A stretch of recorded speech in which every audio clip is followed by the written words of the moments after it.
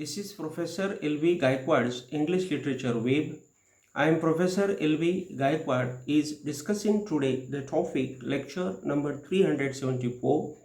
The topic is Dejection and ODE by S.T.COLERIDGE. This is the part second. Before going to the topic, I will request you to like and subscribe my channel. The second request I will do is that I have put all the notes in the description box. Please see those notes and study. Before going to the topic, I will tell you that in the first part we have seen the some part of the poem. Now we are going into the part which is directly about the body of the poem. In the body of the poem, the poet says, "This happiness in the soul used to give him energy and lessen the burden in his mind in difficult days." Remember, when the poet was there in the difficult days, this happiness in the soul was giving him the satisfaction, but now this happiness in the soul is lost, and that's why the poet is very much unhappy. The main reason is that the poet has got the habit of drinking opium and his beloved has left him, and that's why the poet is very much disturbed, and that's why the happiness in the soul is lost. But now the sorrows in life have crushed him, so he cannot enjoy the beauty of nature. The poet finds out the philosophy which will make him away from this sorrow. Remember, the poet is full of too much unhappiness, and that's why the poet is finding out some philosophy, some thoughts which will make him happy to forget all this tension. Because this sorrow kills his imagination and makes him a weak, poor poet. Remember, because of this tension, the imagination of the poet is there with him, but it has been useless, and that's why the poet wants to find out some philosophy which will help him to forget all this tension. Coleridge requests his poisonous thoughts to leave him permanently, to turn into a different interest. His different interest shall give him the real pleasure.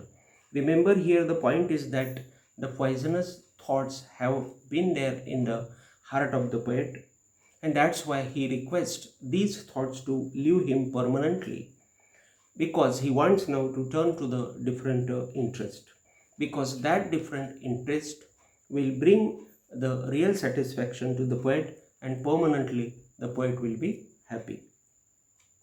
The wind has started blowing harshly, but the poet never experiences it because his senses have been dull. Remember, because of this sorrow, because of this dejection, the poet's senses have been very much dull, and that's why the poet is unable to understand the arrival of the harsh wind also. The sound of the wind brings now the new shout of the pang to the poet. Remember, always the nature means the wind is bringing the particular suggestion of his sorrow to the poet. The wind disturbs more and more to the poet, and that's why the wind, that is the nature, is disturbing the poet again and again. The poet questions why the wind roars through the nature of the spring season, why he roars not in the desert. And that's why the poet has questioned here to the wind that this wind should blow in the desert. It should not blow in front of the poet. So the wind is a mad musician and an actor as per the poet. So the poet has called him the actor and the musician, because always the musicians and actors do such mad actions. Because he pronounces all types of sad sounds and voices to make the poet sad, and that's why this wind is very much troubling to the poet, because this wind is creating the sounds like the musician or like the actor, and that's why he calls that wind the musician and the actor.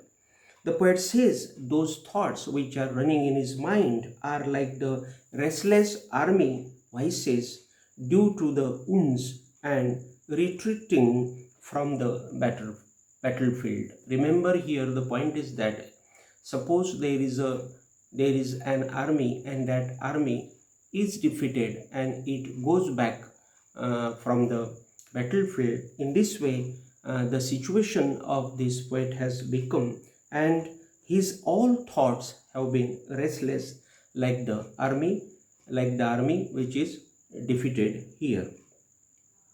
All the voices have stopped and all is silent now.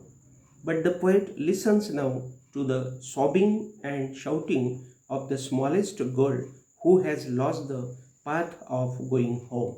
Remember here the poet is giving here the example of the small girl, that is, it is the symbol of his beloved, because this beloved, his beloved, has forgotten the way of going to the house of S.T. Coleridge. This is the memory of the poet's beloved Sarah, that is Asra. She has also lost the way of Coleridge's home. The midnight has come, still the poet is waking up. Remember, only because of that dejection the poet is waking up. It is the midnight still. This is the situation of the poet.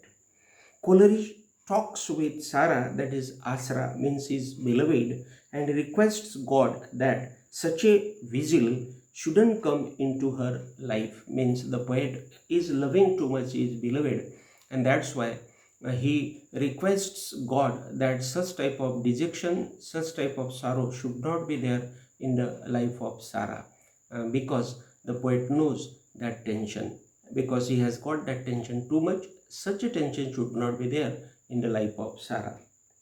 It means she should be very much happy permanently, though they have not come together as the partners of life.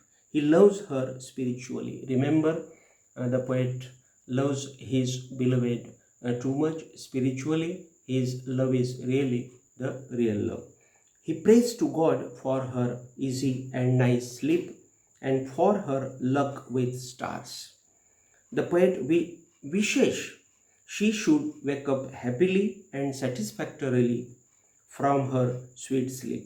Means the beloved should sleep a sweet sleep. That is the point here. The poet is requesting God. God may guide and keep her always in happiness. The poet says that always the God should keep her very much happy and he should provide her the satisfaction. Now we are going to the conclusion topic. The poet is very much influenced by his beloved, but he has no beloved, and hence he quenches his thirst of clarifying emotions towards her through this poem. Remember here the main point is that he has the beloved, or he had the beloved, but actually his beloved is not there in his life, and that's why here the poet is quenching, or the poet is satisfying his emotions towards his beloved.